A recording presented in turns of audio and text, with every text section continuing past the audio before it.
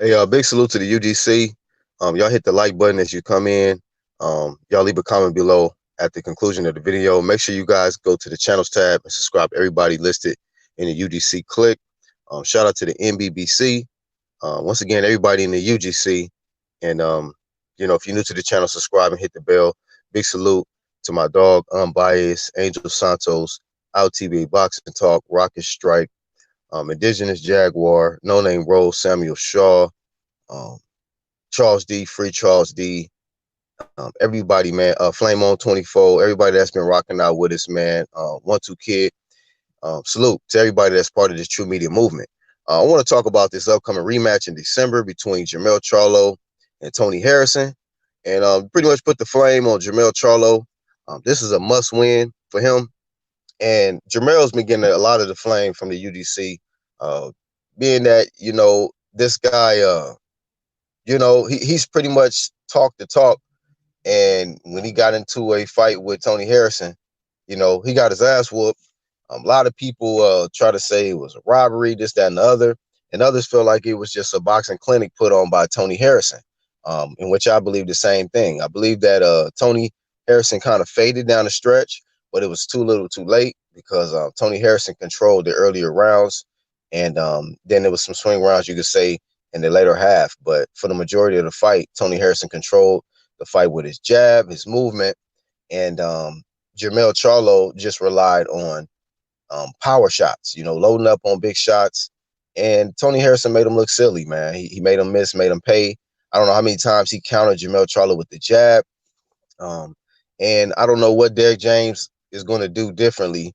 He's a guy that don't really watch film. He says that, and when they were first negotiating, or when they first had the press conference for the rematch, he said something like, you know, I think he watched it once or something like that, or he didn't watch the tape again because he already know what happened, so on and so forth. And I just feel like that's the wrong thing to say when you got a fighter who actually took his first loss. You need to be doing everything possible to put him in the best position to be victorious in the rematch. And fortunately for JERMELL, he's getting this rematch because a lot of fighters don't get the second opportunity at the strap once they lose. But salute to Tony Harrison, and for allowing him to a chance at the strap that he once held. And it's now a lot of people still not giving Tony Harrison the credit that he deserves for beating JERMELL. Even if people felt like JERMELL was so far superior to Tony Harrison, why he couldn't go in there and knock him out with a lot of those shots he was loading up on. Somebody got to have some amount of skills to avoid getting knocked out.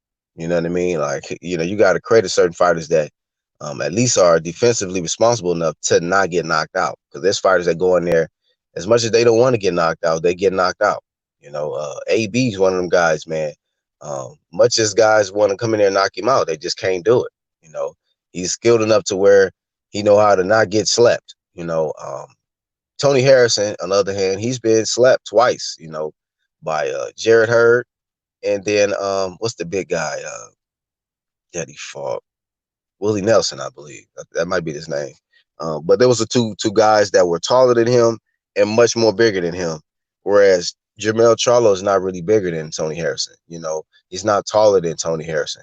They're kind of almost equal in dimensions almost. I think Tony Harrison favors him by reach and a little bit on the height. But at the end of the day, this fight is not, I think this fight could go either way. I don't know if Tony Harrison's injury is going to play a factor in the rematch, if it's going to affect him with his mobility and things like that. And then JERMELL might come in there with a little extra fire because, he took his first loss. Of course, it was embarrassing. He wanted to get the immediate rematch. Tony Harrison got injured. He had to go in there and knock out the Hispanic guy. What was his last name? I can't think of it. Start with a C. I can't think of the Hispanic guy that he knocked out, but the same guy that Lubin stretched before in the past and things like that. But you could just tell JERMELL is eager to get back in the ring and prove that, the first fight was a fluke. And I just believe that this is a very critical rematch and in a fight where JERMELL must win. and to prove to all the doubters that said that he lost the first fight, to prove them wrong, to show that, you know, he is the WBC champion, and he's here to stay. You know, so we got to see what's gonna happen. You know, and you know, if Jermell wins the rematch, he gets all credit in the world with all the extra stuff that's been going on with guys being handed down belts. You know, his older brother Jamal.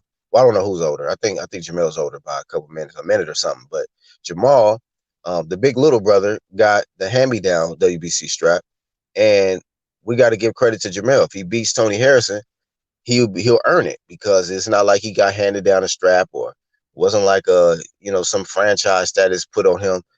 It'll just be straight hard work, and if he's able to get the job done, I'm gonna give him all the credit in the world. You know, so I think it's a dangerous fight for Tony Harrison coming off the injury, and he's got a very, very um, hungry opponent. You know, a former champion in JERMELL CHARLO coming after him, and I think JERMELL got to go in there with composure, man, and a better game plan.